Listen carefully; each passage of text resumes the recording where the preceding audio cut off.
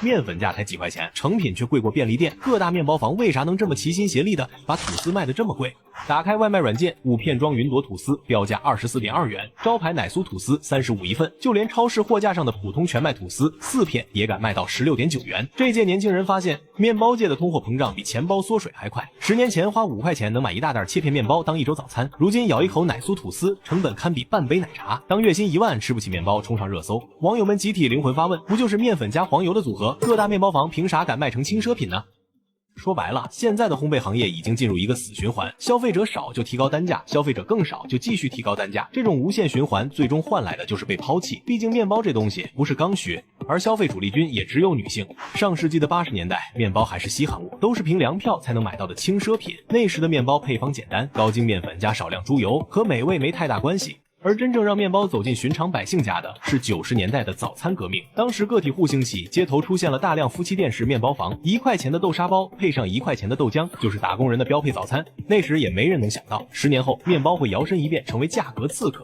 35元的吐司，這老板怕不是想錢想瘋了。面對高價面包，網友的第一反應往往是暴力，但導致面包價格暴漲的原因是消費升級帶來的需求變化。如今的消費者買面包也早就不是為了吃飽。首先是健康溢價，據數據顯示，低糖全麥類烘焙產品的銷售額年均增速達63%，可這種健康需求倒逼着面包店在原料和工藝上下血本。其次就是社交屬性，在社交平台的推動下，面包早就超越了食物本身，而它的颜值溢價也成了面包漲價的重要原因。很多人願意為了面包顏值排隊20分鐘買面包，比如去年爆火的瑞士卷，小小一塊賣30多，消費者寧願大排長隊也要買一下發朋友圈。這種為儀式感買單的消費心態，在現在的年輕人群體中非常普遍，所以很多面包店就抓住這一點，開始抬高售價。當然，高價也離不開面包的核心原料。很多人一提到面包刺客，都會覺得面包成本很低，但這裡也要注意時間成本，從開始製作到揉面到醒發，再到烘焙到出爐。其實這段時間的成本並不低，再加上所使用的設備，直接抬高了一個面包的單價。而且烘焙也是唯一一個在外面買要比在家自己做便宜的品類。在制作面包時，無非是面粉、黃油、糖和酵母，但這幾樣東西的價格10年來早就變了。以制作吐司的高筋面粉为例，2015年每噸價格約3200元，2025年已經漲到了4800元，漲幅達50%。更誇張的是黃油，進口動物黃油從2020年的每公斤35元飆升到了2025年的68元，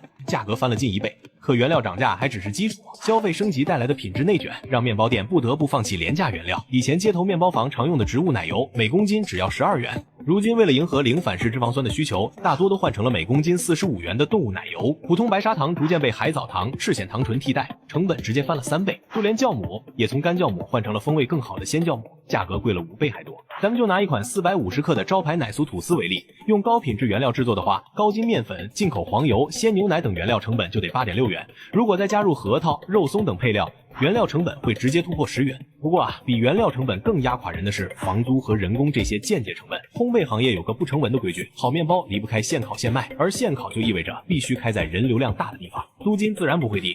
所有成本加起來，一款450克的高品質吐司總成本大概在17.7元。按照烘焙行業40%到70%的合理毛利率計算，售價定在28到30元才算正常。35元的定價其實已經接近毛利率上限。當然，這也是個別面包店，大多數面包店為了盈利，會選用低價原料賣出高價。如今月薪1萬吃不起面包已經是板上釘釘的事了。可當面包從必需品變成了可選品，價格的漲跌就不再是簡單的數字變化了，而是消費升級時代的一個縮影。而只有那些能真正讀懂消費者需求的品牌，無論是快餐還是面包，都能在市場中站穩腳跟。